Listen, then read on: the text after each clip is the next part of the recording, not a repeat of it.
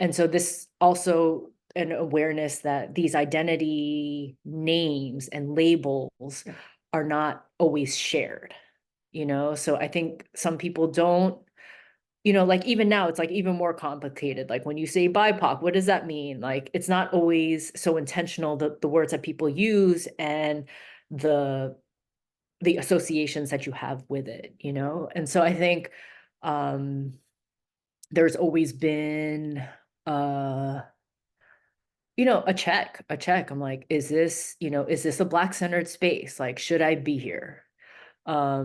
Is this, you know, and in many and it's like with any affinity space, like, is this a queer centered space? Like, should I be here?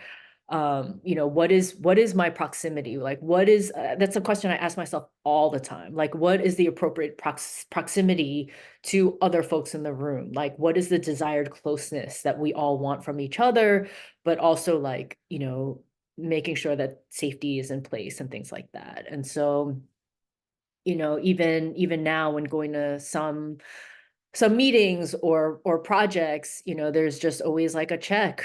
You know, like where's right for me? You know, like even doing work in, let's say, like Little Tokyo that I'm doing now, you know, I recognize like I'm not Japanese American. And there are many ways where, you know, the historic JA community is centered. But then, you know, I go to a Black Lives Matter meeting and, you know, like I know what it means to be like a non-Black POC. And I think um there hasn't been like a I feel fortunate there hasn't been like a ton of like pushback of like you shouldn't, you know, this is this and that. But I think I have tried really hard to, again, it comes down to like how much space should I be taking up? And I think that's some of the work that we all need to go through as it relates to, you know, racial justice